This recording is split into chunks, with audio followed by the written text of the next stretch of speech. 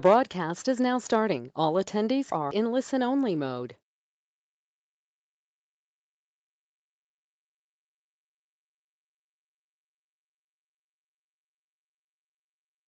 Hi, welcome everyone. Thank you for joining us. We'll give folks just a few more moments before we kick off today's call. So just sit tight with us and we'll begin shortly. Thank you.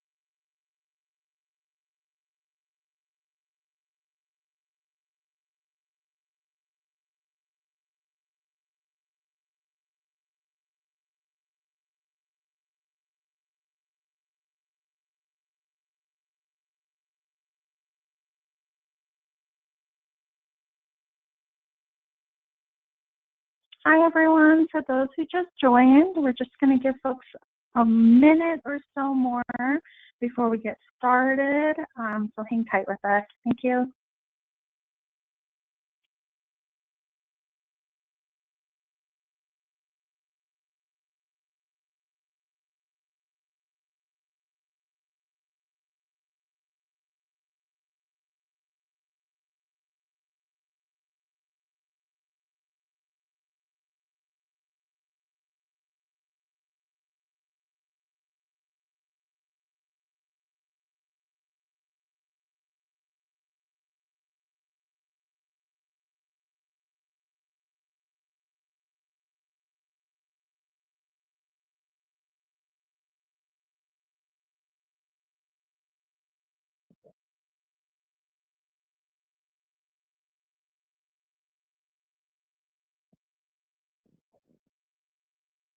All right, everyone, welcome. We're going to go ahead and get started with today's community call.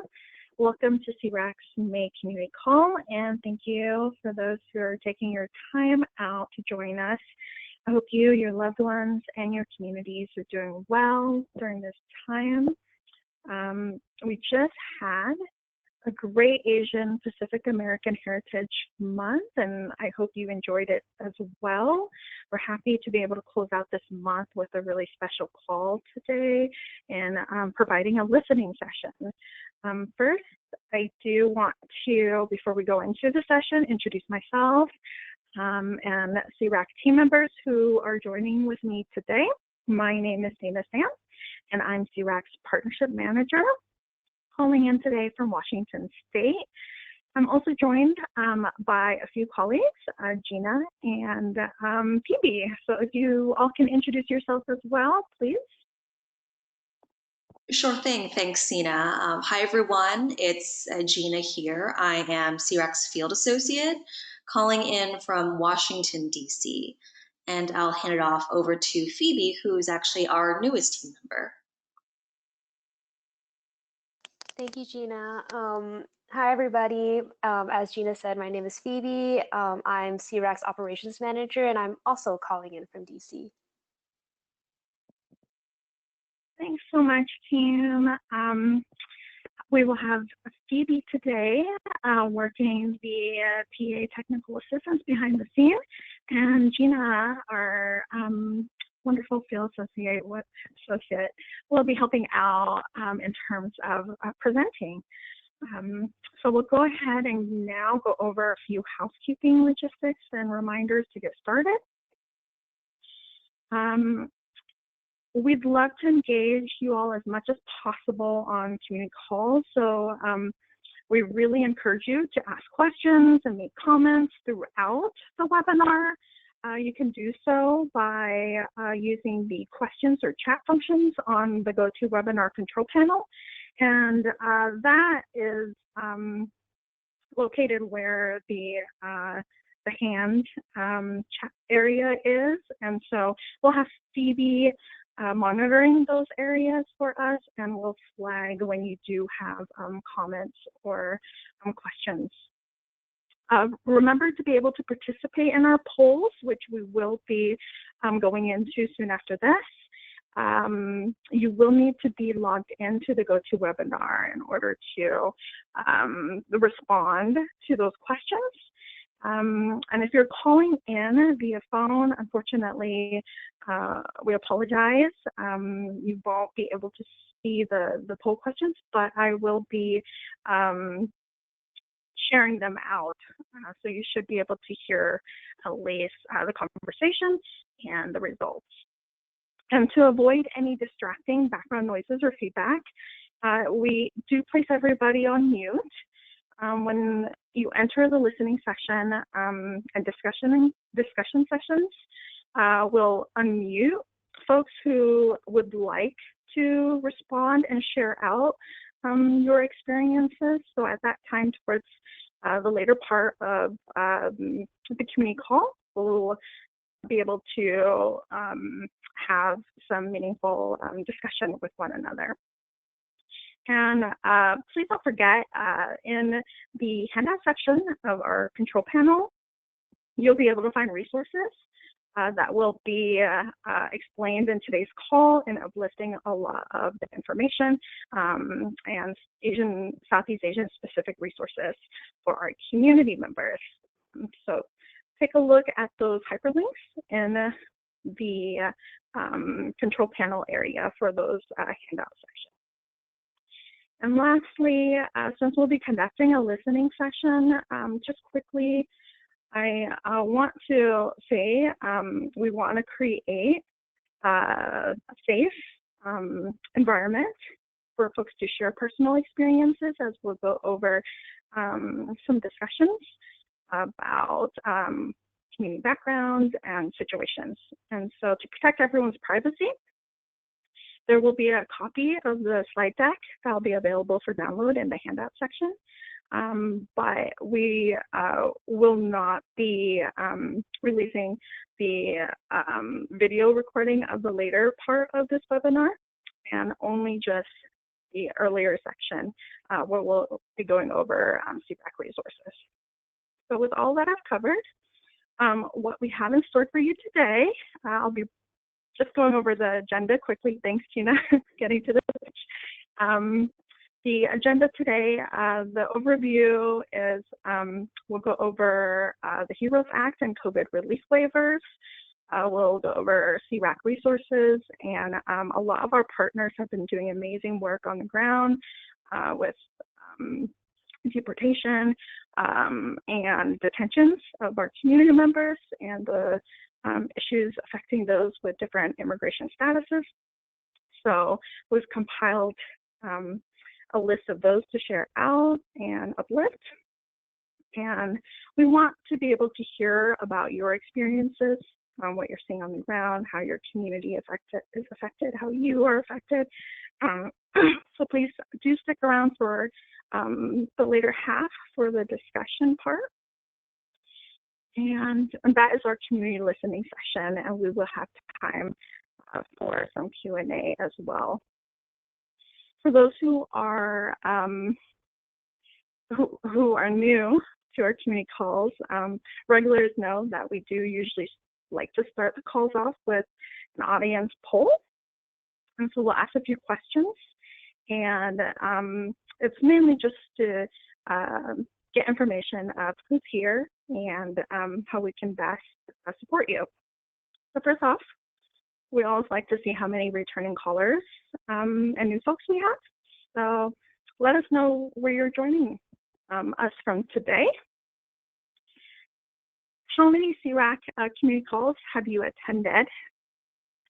If you can fill that out so we can know if you are new or if you are someone who's joining us as a regular.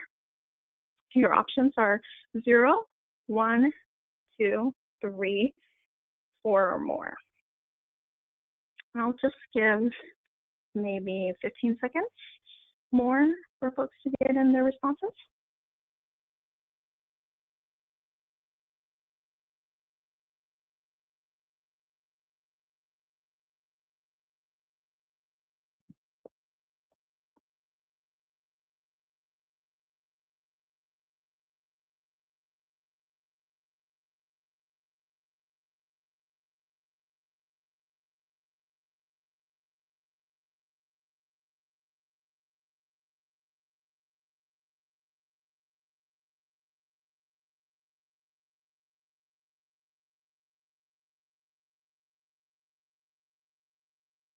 All right, maybe 3 more seconds. Okay, Gina, go ahead and give us the results. Oh, wow. So we have, looks like a very polar result with 0 times attended community calls before at 42% of our participants. All of you out there today, welcome. For all of you new to the calls, we really appreciate you taking the time out to participate and get to know SEARAC's work more and where we can also better support you.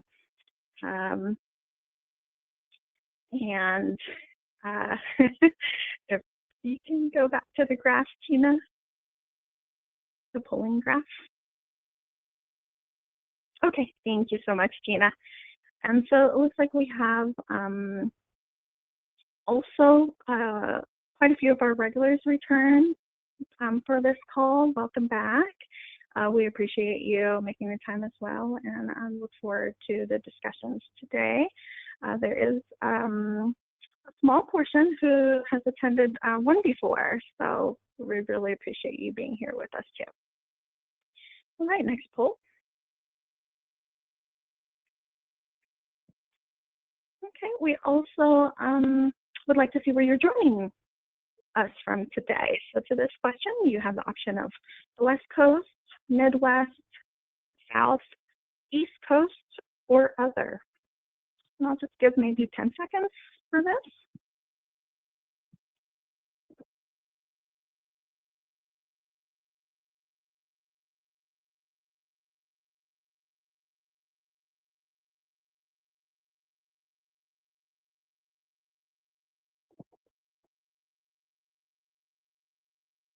Okay, just maybe a couple more seconds.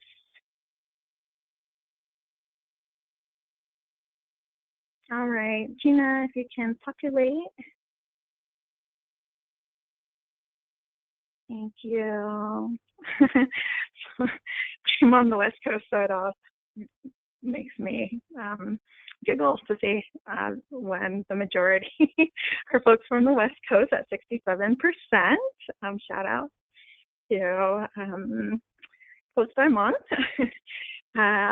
We have about 17% from the South and 17% from the East Coast. No Midwesterners or other areas. Nice to see the representation. Okay, next poll.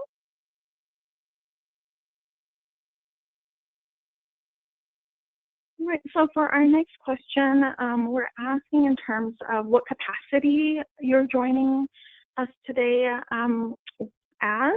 Are you joining us as a community-based organization from a foundation? Are you a researcher and or student from a national organization, joining as an individual or community member? Go ahead and select which one best fits you. I'll give maybe 10 seconds for a response.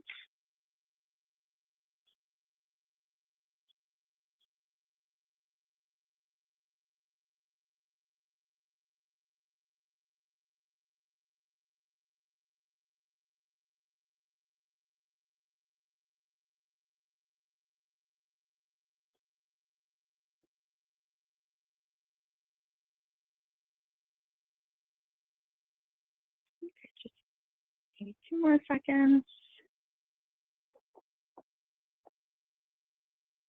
All right, perfect. Go ahead and populate, Gina. Awesome. It looks like half of all of you out there are joining us as individuals and community members. It's really great to see. I hope you'll be able to participate in discussions later and sharing your experiences. And we also have, coming from community-based organizations, appreciate those who are representatives of other organizations connecting with us and working with us. And there is a 17% of folks who are from national organizations, which is also great in terms of what you may be able to share with us as well. So welcome everyone. And our last question, just to tie it back to the topics of today's community call, we want to hear about what you're seeing as the major impacts of COVID-19 in your communities. So the question gives options for what are the impacts of COVID-19 that you're seeing in your communities. The options are job layoffs, food and or housing insecurity, issues with assessing education distance learning, increased fear of ICE operations, and lastly, anti-Asian harassment and or hate crimes. And we do recognize many of these options could apply more than once. So if you feel that many apply to you, go ahead and select which you feel is the most, impacting you the most. And if you're not able to decide there, hopefully when we go to our discussion later on in the listening section in the segment, you'll be able to share with us more the details of how these issues are impacting you. All right, I'll give it 2 more seconds.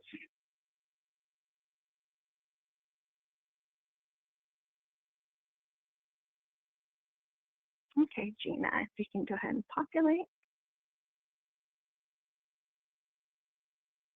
Oh, wow.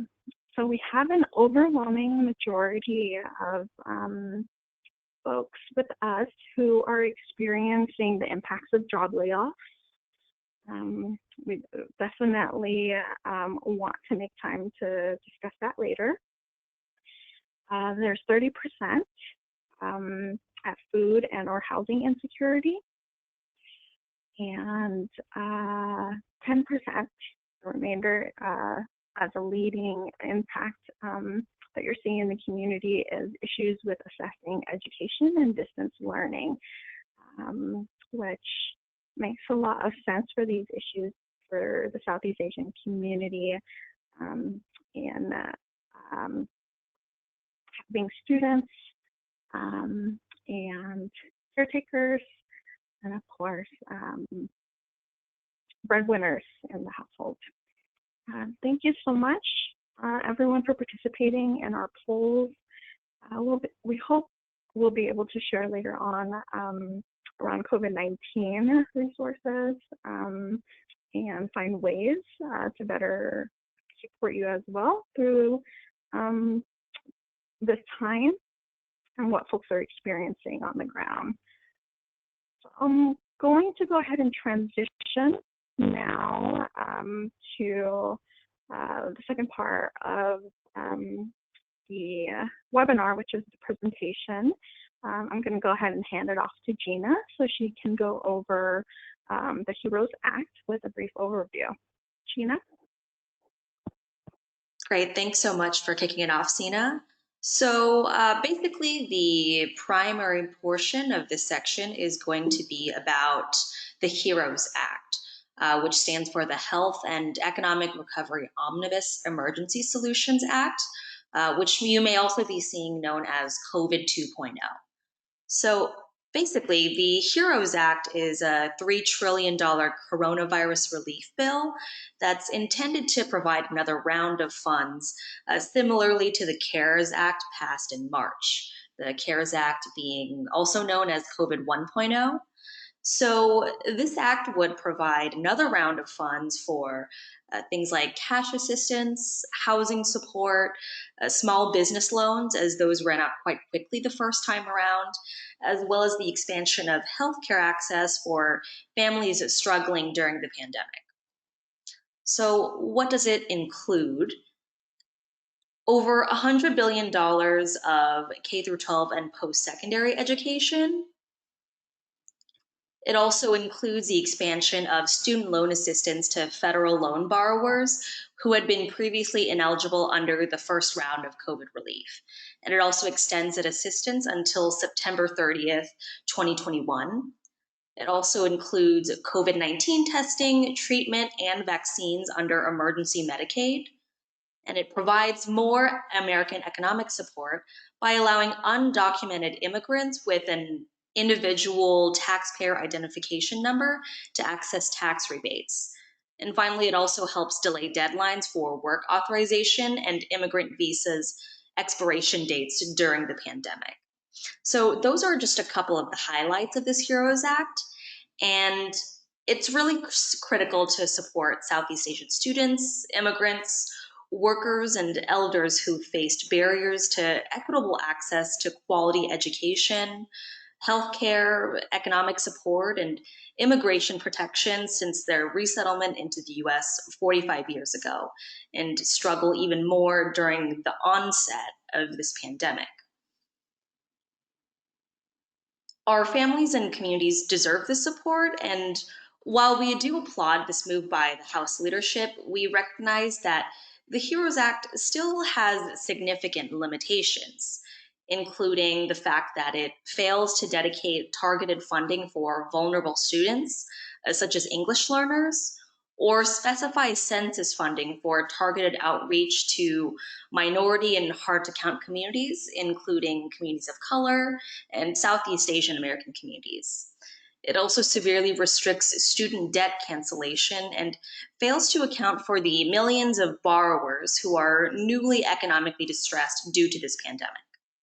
It also doesn't require Health and Human Services to report disaggregated racial and ethnic data, or even to establish data disaggregation as a standard for modernizing data collection methods and infrastructure, which prevents a proper health assessment of Southeast Asian American and other vulnerable communities within the broader AAPI umbrella. And finally, this bill also continues to divide immigrants into quote unquote deserving and undeserving categories by continuing to utilize mandatory detention as the standard for prioritizing discretionary release from ICE detention. Because of these shortfalls, our vulnerable students and communities may not have guaranteed access to funding to ensure that they're counted in the census or supported in their schools. And we continue to battle with visibility throughout the lack of disaggregated data with HHS reporting.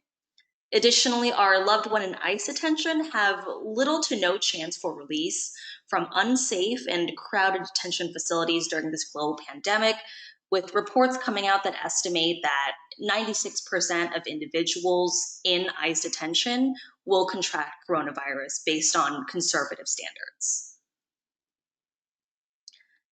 Now let's talk about the current status of this legislation.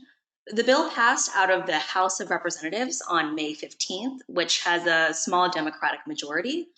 But President Trump and Senate leadership have signaled that they do not believe that any additional COVID economic support is necessary. So as a result, we don't believe that it's anticipated to pass through the Senate or after that to survive a presidential veto. So we need to continue to urge Congress to build off of the momentum of the HEROES Act and take bold steps to enact policies that include all vulnerable communities during this health emergency. So at the end of the day, our vote recommendation for House of Representatives and Senators is that we encourage them to vote yes to this bill, but more as a starting point than the be-all end-all solution to what our communities need during this time. And you can find SEARAC's vote recommendation on the HEROES Act, as well as more information about what this bill does and says, as it's in its true form. It's a 2,000-page bill. So you can find our recommendation and guidelines on this legislation in the handout section in your user panel under GoToWebinar. And for any questions regarding the HEROES Act, you can reach out to our Director of National Policy, Com Mua, whose email is listed here on the screen. That's com@searac.org. So turning to child nutrition programs now, we know that a lot of our Southeast Asian American families are facing food insecurity. So we also want to uplift relief available for child nutrition programs today as well. I recall that a number of you said that food and housing insecurity were one of your biggest issues that you've been seeing in your communities. So hopefully you can take some information you've learned here and help your families, loved ones, and communities access these resources. So the U.S. Department of Agriculture, or the USDA, which administers school meal programs, is working with states to make sure that children can still obtain food despite school closures and them not eating eating lunch at school. So this includes flexibilities for providing meals outside of school, like distributing at sites where families can pick up the meals and deliver them to children's homes. It provides flexibility to the meal service time, since not everyone is going to be eating and taking lunch and dinner at the same time, and also allowing a guardian to pick up meals and take them home to their children. However, these programs do change and vary per state, so make sure to check the USD website, which is listed on the screen here. Make sure to check that link to see which programs your school should be partaking in. And this link is also going to be included in a list of links available in our handout section under your GoToWebinar user panel. And if you need assistance in identifying these programs or would like to learn more about how these programs work, you can contact our Education Policy Manager, Anna, whose email is also listed on the screen here. That's anna@searac.org. So SEARAC's policy team will continue to monitor new policies and relief packages, and we'll be working to help share that information with you all to make sure that the Southeast Asian American community is kept informed on relief available to them. So with all that being said, I'm going to transition it back over to Sina to lead the rest of today's call, starting with some community resources that you and yours can take a look at. Thanks so much, Gina, for the policy overview. That was great and touching base on some of the policies that already we know are impacting those on the line with us today, or at least that they're interested in learning more about. So I'll go ahead before we go into a community discussion segment of the community call, just share some resources that SEARAC has, and as well as so many of our amazing partners who are also doing really wonderful, supportive, lots of labor in the community to support those who are in the most need right now. For SEARAC, we created a resource hub for COVID-19 rapid response. And within this resource, you can find a tab from our main SEARAC page, searac.org. if you add /COVID 19/resources, or just click on our main page, you can see the drop-down menu to the rapid response resources, which lists out many in language, compiled list of national, regional, local fact sheets, lots of public health information in all of those areas.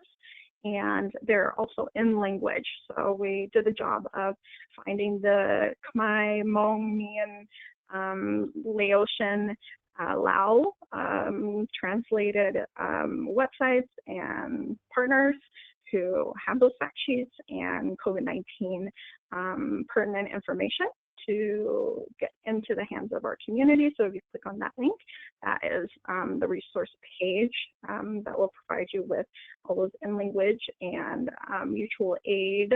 There's also an area for those who are impacted by, we know, heightened violence and discrimination, anti-Asian type of increased crimes or violence happening in the community, and that is the reality of what many of our community members, as well as other Asian Americans and Pacific Islanders, are facing right now. So we list a lot of intervention, bystander training options there too. That's shared out from our partners. But if you click on it, you'll see the breadth of all those resources there.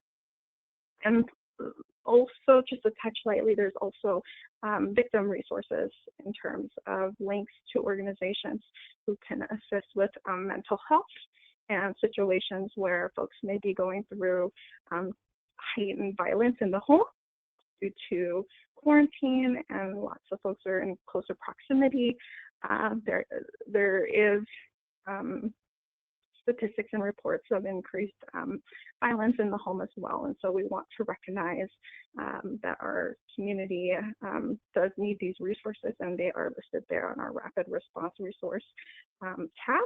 And we also include a COVID-19 federal stimulus bill frequently asked questions there too for the legislative impact resource area for information about the stimulus package and other legislation related to COVID-19 impact. So with that said, we can go ahead. If you don't see any resources, I do want to mention on any of our 2 tabs there in our resource hub, please feel free to submit that resource to us to list, just so it's a landing page for those who are looking for these resources in our community. Go ahead and that's the next. Partner resources. We do want to recognize so many of the incredible efforts by our partners who have been producing resources for the Asian American Pacific Islander community, for the Southeast Asian American community, for immigrants, refugees, and those incarcerated and detained. So many demographic groups that we don't do this alone. And in particular, today I wanted to share the National Council of Asian Pacific American and CAPAs in language one-pagers, which is really helpful to our community because for the Paycheck Protection Program, economic impact payments via CARES Act, the Small Business Administration and Economic Injury Disaster Loan, those 3 benefits are translated into Hmong, Khmer, Lao, Mian, and Vietnamese. And that's so very important to be able to get into the hands of our community and our families, just because there's already so much language to these documents and these applications that hopefully at least having them translated will be one less barrier to be able to know what's needed and what you qualify for. Our partners at Asian Americans Advancing Justice also have a ICE check-in one-pager that explains and walks community members through situations of how, if you're impacted by deportation or the threat of, what to expect for when you go in for your check-in with ICE office. And it is available in Hmong, Khmer, Lao, Mien, and Vietnamese as well. And I believe a community member mentioned that they appreciated some of the handouts in Mien. We do recognize the importance of these type of in-language resources, and so it is again in the handout section. And I would say the most important is to download our SEARAC May 2020 community call links. That page will also lead you to these partners that we're sharing with you today at NCAPA and at Asian Americans Advancing Justice, who are providing these documents in language in our Southeast Asian languages. So we wanted to uplift these resources here. And we can go to the next slide. And in relationship to where our community is also hurting right now is for those families who are facing the threat of deportation or separation and have family members who are incarcerated or detained. There are so many wonderful partners and community-based organizations nationally and regionally, locally, who have come together around this time more than ever to try and provide support to impacted families and uplift their leadership and find ways to keep families together and to release those back to their families who there is a pathway for it. And so for these resources for our Southeast Asian communities who are impacted, we wanted to share that there is a national website which houses a lot of the organizations who've come together to do this work, and it's at SEARAIDS.org, and that's SEAA RAIDS, RAIDS.org, and you'll find on there the updates and steps community can take if you are facing deportation to Cambodia, Laos, or Vietnam. So all three of those countries are included in updates, advocacy campaign steps that you can take to advocate for your families, and where deportations are at right now with those three countries. I would also like to uplift that SEARAC has been doing a lot of this work in collaboration with the local and national organizations, community organizations who've been on the ground and organizing. There is a solidarity organizing toolkit, and that was done in collaboration with Release Minnesota 8, who is an organization and community-based organization in Minnesota that has been successful in campaigning and advocating for their family members' release and removals. So they were able to keep their families together. And so this toolkit outlines a lot of the strategies, steps, and resources you can take to do the same thing for your loved ones if that pathway is one that also aligns with your situation.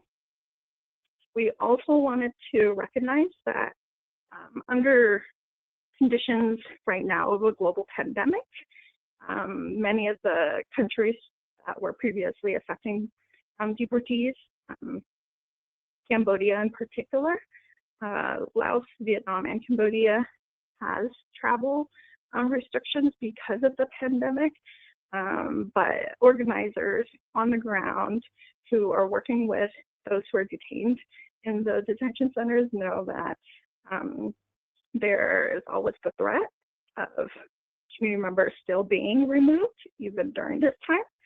And so there was a national Uniting Against Deportations to Laos webinar that was organized by our partners at Asian American Resource Workshop, Freedom Inc., Hmong Innovating Politics, Southeast Asian Coalition, SEAC Village, Southeast Asian Defense Project. They held it on May 8th and ended up receiving a lot of community members who joined, who were facing deportation or knew someone or had a loved one who was impacted, and held a really meaningful and supportive space to have those conversations. And so if there's anyone on this call who would like to know more about it, hopefully we can explore more of what was discussed on this webinar. If you're interested, SEARAC was a participant in joining in to support. And a few of the main organizers also during this time has created fundraisers and relief funds to help support the family members who are not only facing deportation, but also now trying to keep their families together under a global pandemic that's affecting everyone. And we know in terms of legal fees and just being able to, for those who are facing job insecurity, that is super added challenge for families who have already been facing having to fight to stay together. And so with that added stress and challenge that families are facing, impacted community members are facing, a lot of these great organizations have created these funds, and you can click on the community link to see each of those funds if you'd like to support them. Each and every single one of them, the Release Minnesota 8 Rapid Response Fund, Boston Asian Community Coalition Relief Fund, and campaigns to donate to deportees or the right to return. Those directly goes into the hands of those who are working on the ground and the families who are leading in the campaigns to either keep their families together, release folks who are being detained, who should have pathways to be released, or those who have been deported for their return to also have pathways. So very important, especially during this time, to uplift these rapid response funds and fundraisers. I'll go ahead and continue on.